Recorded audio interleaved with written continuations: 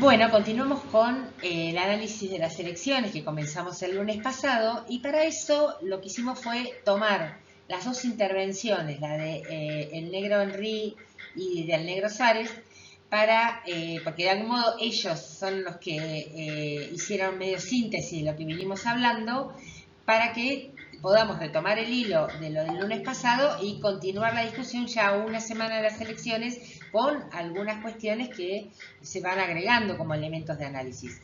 Así que bueno, ahí van las dos intervenciones. Mira, yo tomo el método. Yo veo que hay un crecimiento de la ultraderecha en Argentina. Bueno, ese crecimiento de la ultraderecha en Argentina, en parte se debe a lo que nosotros podemos llamar, en términos marxistas, los puntos ciegos de los partidos tradicionales, de las fuerzas llamadas democráticas. Porque esos partidos no supieron, ni no saben, ni no pueden asumir el descontento social, el profundo malestar social. Entonces sus políticas llegaron a un techo. Y como no hay una alternativa diferente, entonces esa gente aprovecha de los puntos ciegos. Entonces, ese crecimiento de la ultraderechas que estamos viendo, no solamente en Argentina, en otras partes, no obedece a que estemos en presencia de sociedades irracionales. Es falso eso, porque vamos a poner la culpa, la gente tiene la culpa de todo eso. No, yo estoy diciendo que hay una nueva oportunidad que se nos presenta. Hay un camión que va a chocar. Hay un camión que va a chocar. Y hay algo que está emergiendo. Este algo que está emergiendo, nosotros tenemos que poner contenido. El único contenido es lucha de clases. No hay otra cosa.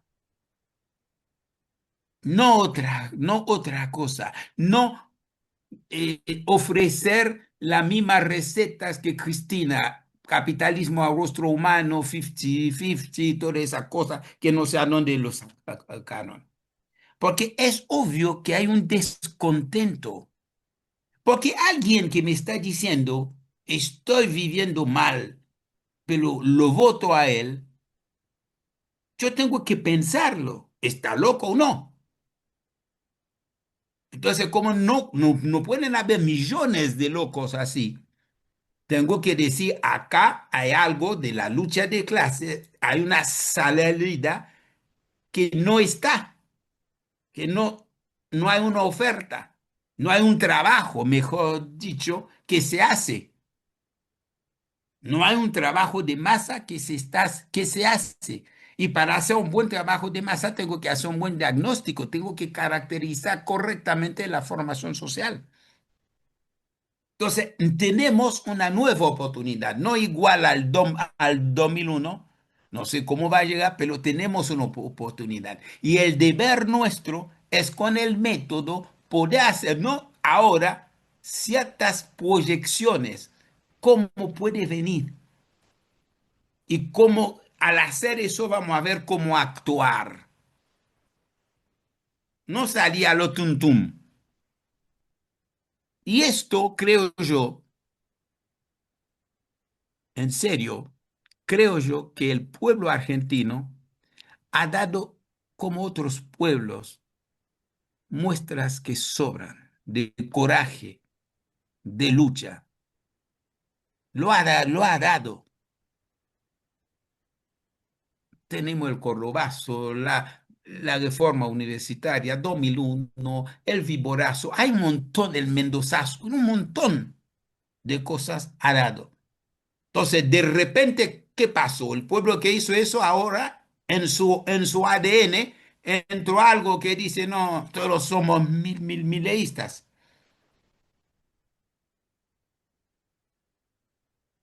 No es así, no es así.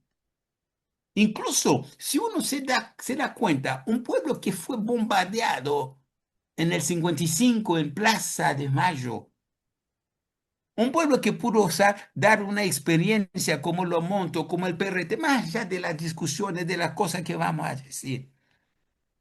Pero esas organizaciones plantearon el tema del poder, que es crucial, que no está. Mm. Yo no hablo de la izquierda que cree porque tienen dos o tres diputados más, entonces la vía es esta. Entonces tenemos que construir algo capaz de cooptar o canalizar el nuevo paisaje que se está creando en Argentina. Muchos hablan de los 13 millones que no fueron a votar. No tenemos ningún estudio sobre esos 13 millones para decir por esto, por eso, por esto. Podemos intuir algo, pero es una base.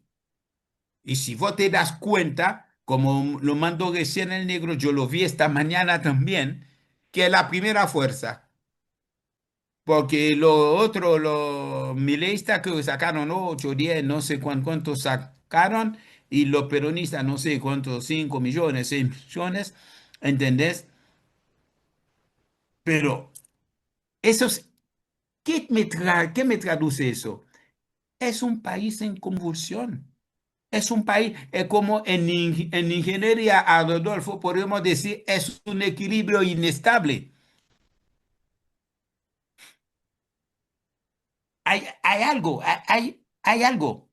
Entonces, en función de esto, nosotros no podemos entrar dentro del marco burgués, no estimar la conciencia de la gente tonto que piensa así, qué sé yo, etcétera, etcétera. Milei gana transversalmente tanto en los barrios ricos como en los barrios pobres, entonces lo que significa que su voto es transversal, ganó 16 provincias sobre 9. Eso dejemos ese análisis solamente para C5N u otros. Tenemos que ir a la gente que sufre. La Laura plantea siempre algo, todos los lunes. Incluso ha puesto un video diciendo no sé si siguieron bien, del nivel de pobreza. La Laura acaba de decir recién, hace décadas que hay un 30, 40% de los argentinos que están debajo del nivel de pobreza. A veces llega a 50, 40, ahora no sé a cuánto es, pero es el dato. Ese es un dato. Ese es un dato de la formación social argentina que hace décadas. Entonces, hay un caldo, hay un caldo. Tenemos que tener confianza en nosotros, en nuestra teoría revolucionaria. Y termino siempre con el Papi Lenin. Toda teoría revolucionaria sin práctica revolucionaria es estéril. Toda práctica revolucionaria sin teoría revolucionaria es ciega. Entonces, nosotros no queremos ser ciegos y tampoco estériles, ¿no? Yo termino con eso de Lenin para responder al tema de la calle que dijo Susana. Sí, no se sale al tuntún, pero como haciendo piquete para pedir aumento como de los subsidios, me dan eso y después vuelvo a mi casa. ¿Entendés? Entonces, transformando el movimiento en esto nada más. Sin trabajo de conciencia, sin trabajo de ideología, sin trabajo de formación, sin brigada de control, sin nada, ni construir una comuna chiquitita, ni esto.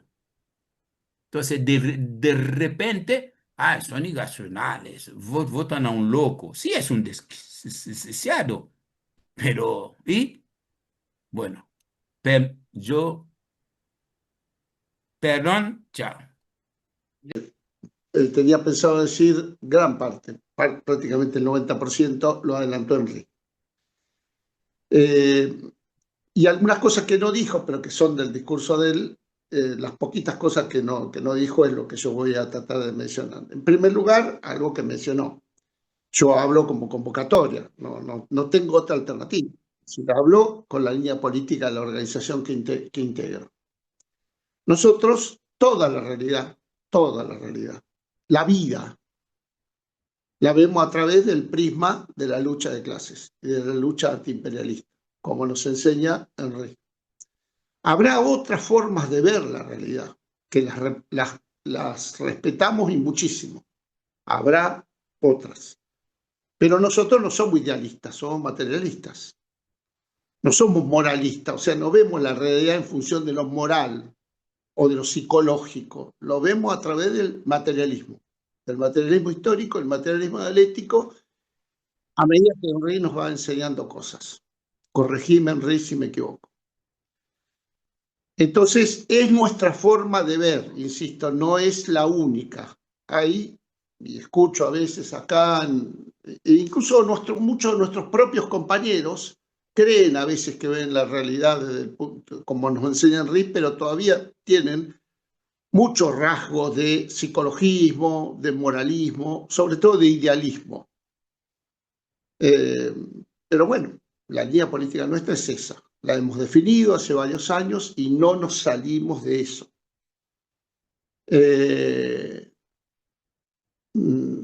Martín Fierro dice, cuando se escapa de la toldería, ya sé, si hay indios, aborígenes me van a matar, pero bueno, da consejos a veces que son importantes.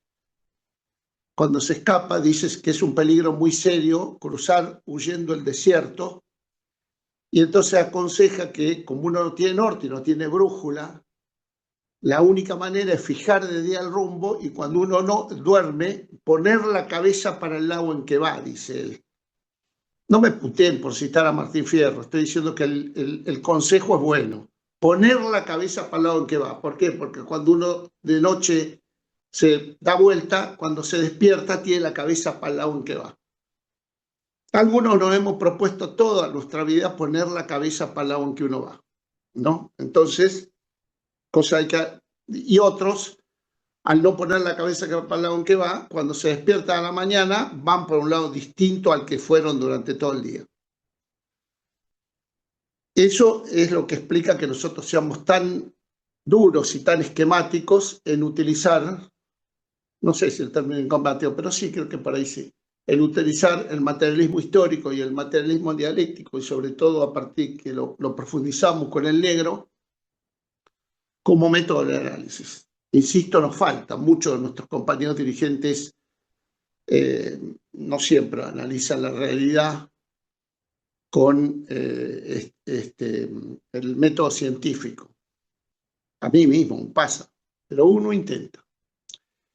Entonces, ¿por qué no analizar las elecciones? Se puede analizar de distintas maneras y nosotros respetamos mucho eso.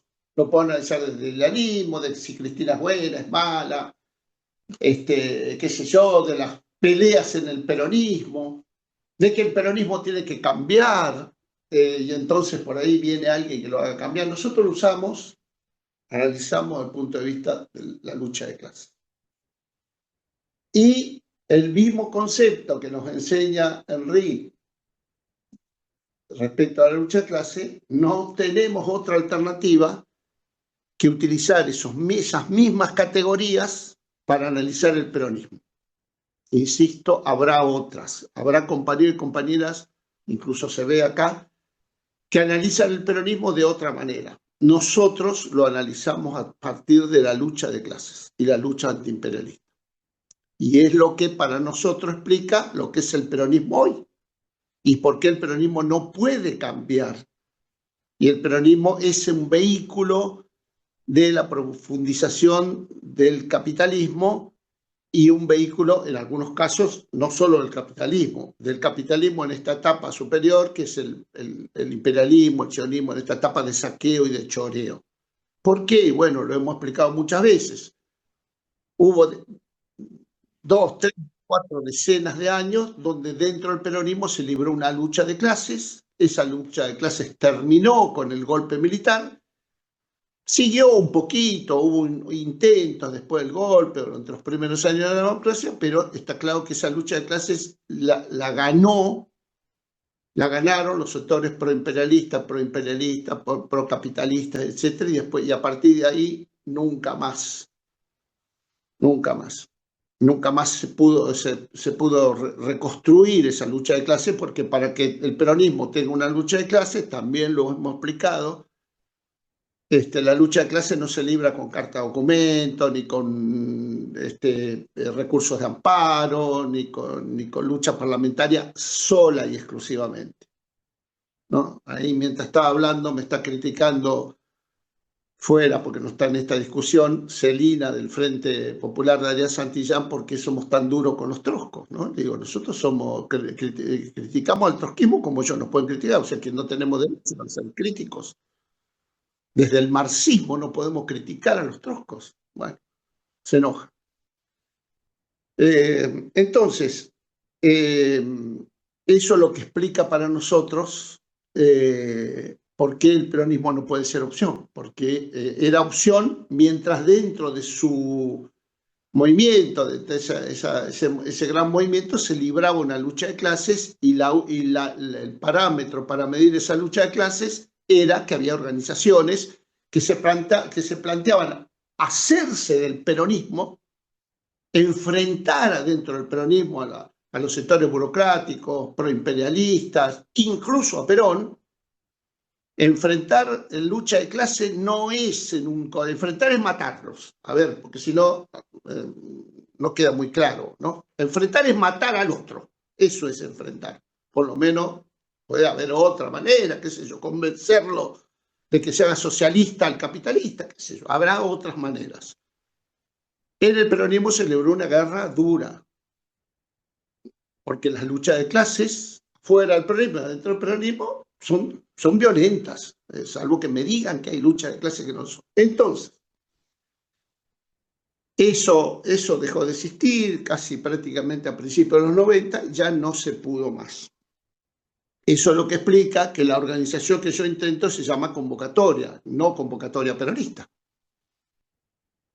Entonces, y eso es lo que explica para nosotros que dentro del peronismo las distintas variantes que se enfrentan, Cristina, Kicillof, Moreno, que esos son variantes dentro del capitalismo, o sea, para ser generosos. En algunos casos ni siquiera tienen proyecto, directamente se pelean por un cargo de diputado en un mismo proyecto. Acá lo explicaron bien, lo explicó Laura, lo explicaron todos. Entonces, lo que pasó ayer, para nosotros es parte de eso, parte de esa lucha de clases.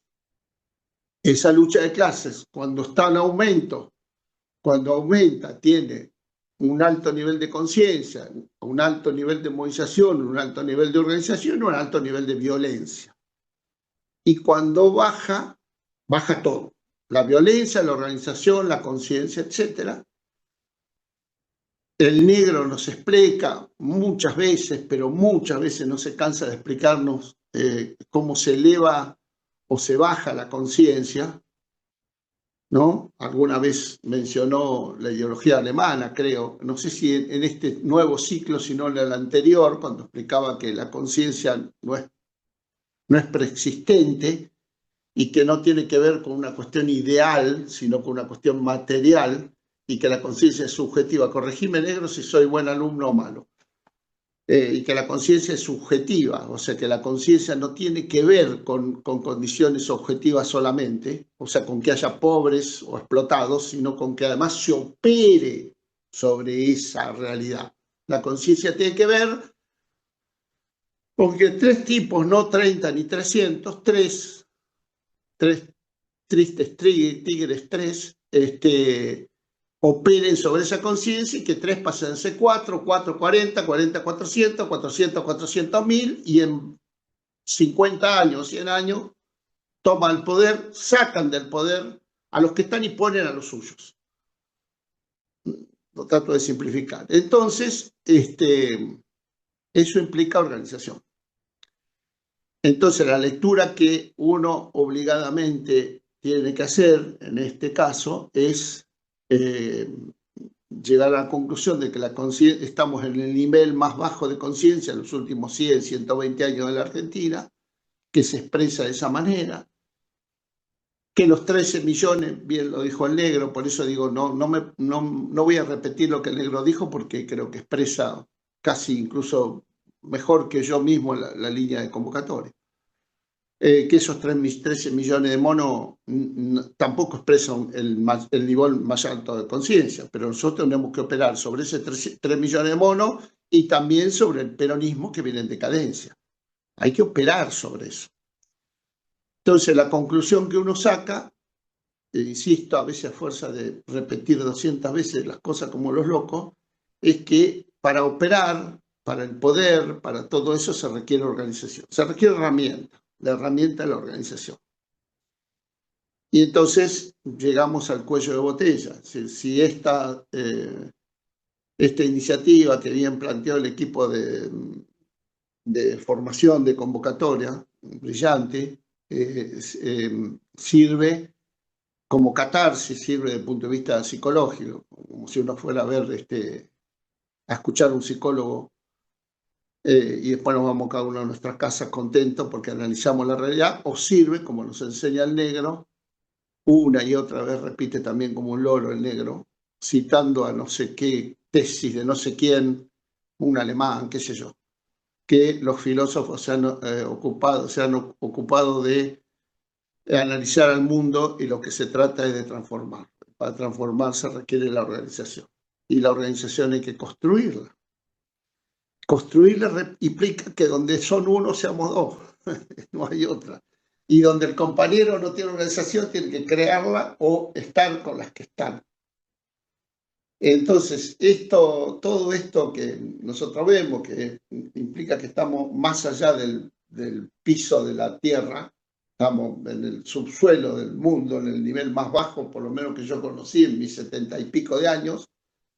Nunca viví esto, ni siquiera esto que contaban nuestros viejos en ese claro oscuro que había a principios de los 60, donde la resistencia peronista terminaba, pero no alcanzaba a despegar una cosa nueva como fueron los montoneros, y ¿no? Ese claro oscuro que estaba en la Revolución Argentina, entre el 64, entre Ilía, Frondizi, Onganía, qué sé yo, hasta el Longaniato, ese claroscuro que para ellos les pareció una eternidad, y sin embargo fueron 4 o 5 años, hasta que aparecieron tipos que pusieron el puño en el colchón y mataron a Aramburu. Todos esos murieron, pero eso pasa, o sea, la gente muere, la gente muere y va presa. Si no hay preso y muerto y cabeza rota y desaparecido, no hay lucha de clase, no hay nada. Seguimos analizando la realidad, no transformando.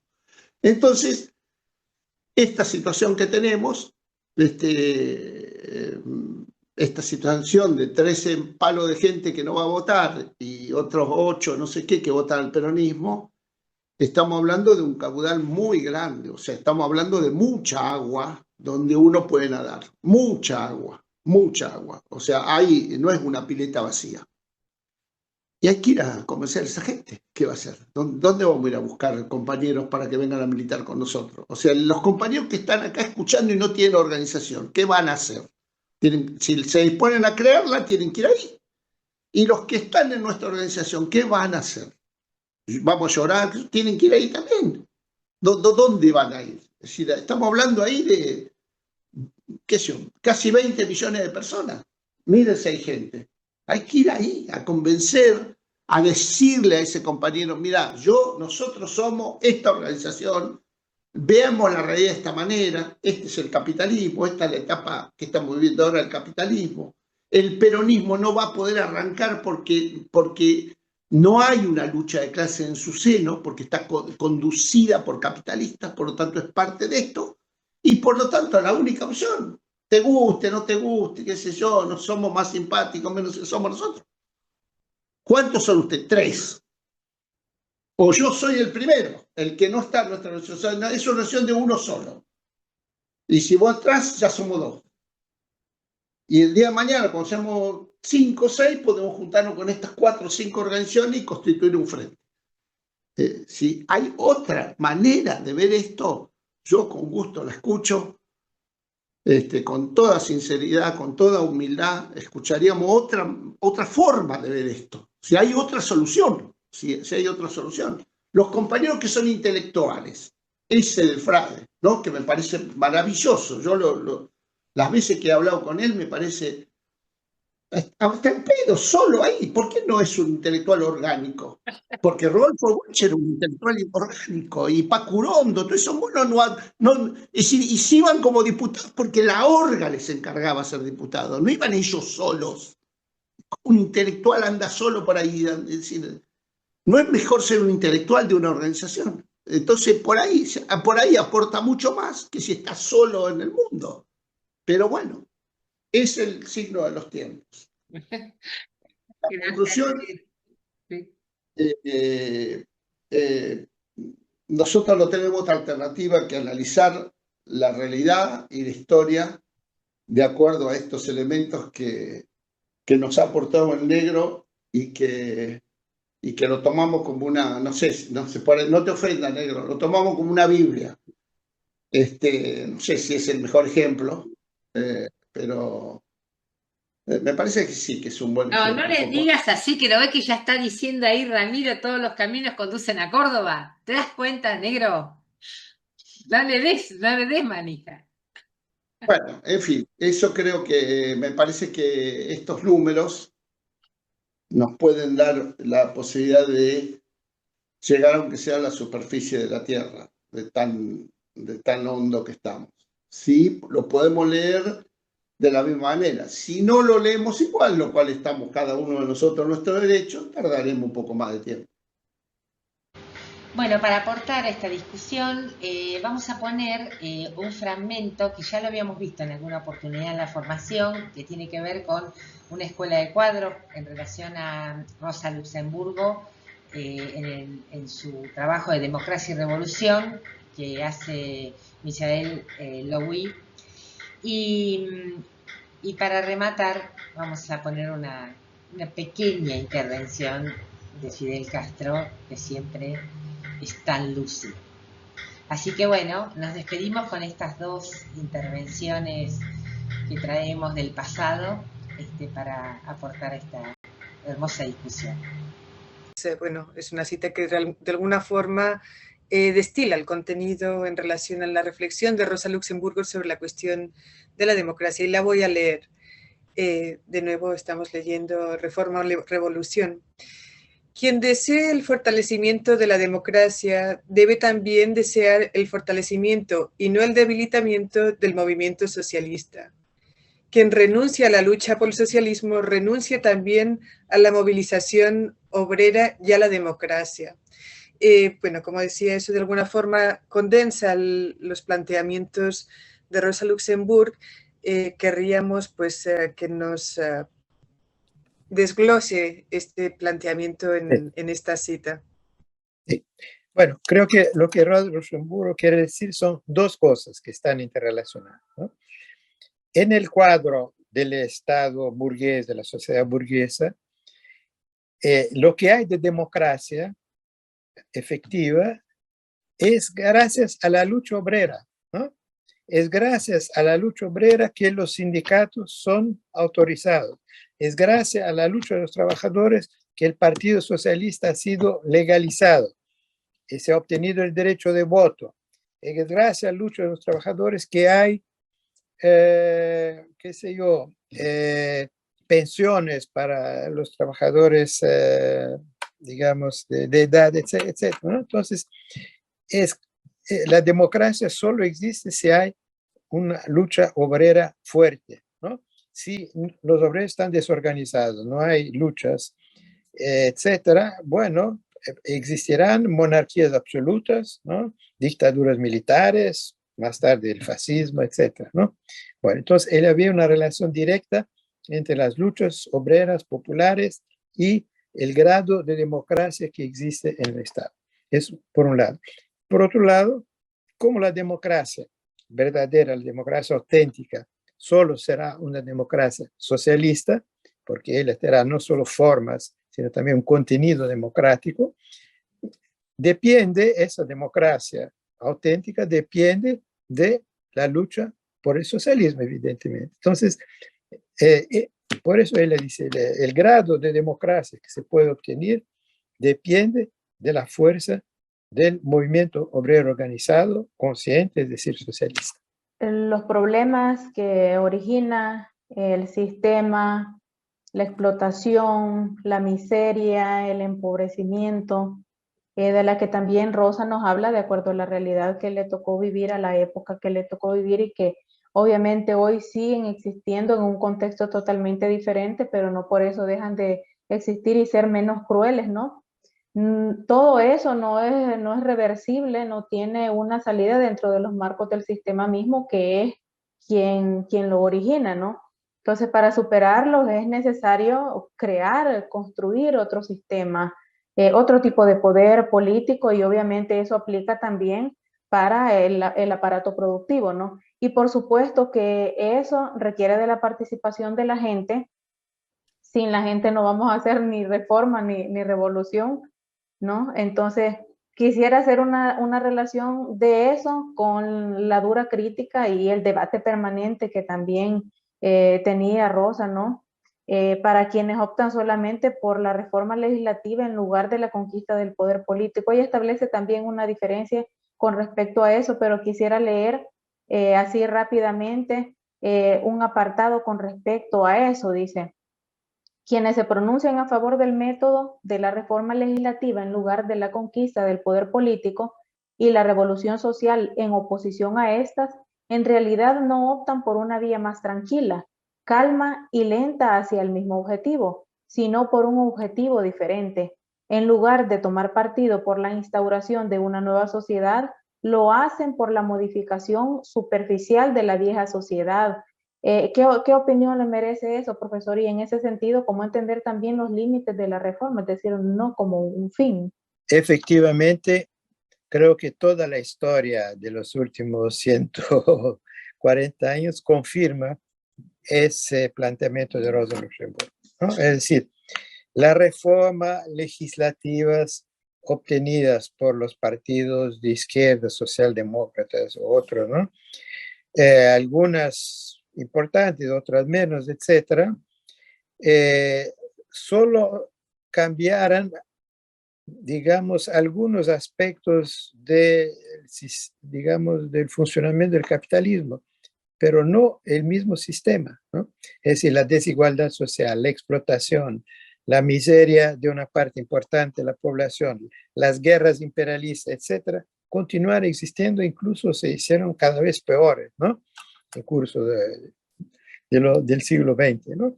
Entonces, no se puede cambiar eso, la sociedad simplemente acumulando reforma legislativa, ¿no? Las reformas no hacen sino cambiar, como ella dice, algunos aspectos del sistema, pero no tocando a los fundamentos del sistema. Para eso se necesita lo que ella llama la conquista del poder político por la clase explotada, ¿no? Por el pueblo trabajador, y eso implica la revolución, ¿no? Implica la revolución. Entonces, las reformas no son, como ella dice, un otro camino, porque en su época, los reformistas pretendían que sí son por el socialismo, pero creen que se puede llegar al socialismo por la vía de la reforma, ¿no? Entonces, su polémica es en contra de esa tesis. La realidad hoy, ya hace mucho tiempo, los partidos socialdemócratas ya no pretenden llegar al socialismo, ¿no? Se contentan en hacer un capitalismo un poco más humano, ¿no? Un capitalismo un poco menos brutal. Todo es todo. Su ambición no es ya llegar, no quiere llegar. La reforma no son un camino para llegar al socialismo, son un fin en sí mismo. Queremos la reforma porque queremos un capitalismo reformado, punto, ¿no? Entonces, esa es en la última etapa de la socialdemocracia, cuando ya adhiere al neoliberalismo, ya ni eso, ya ni reformas hace, es decir, ya acepta el capitalismo en su peor forma, que es la neoliberal, ¿no? Entonces tenemos el llamado socialliberalismo, ¿no?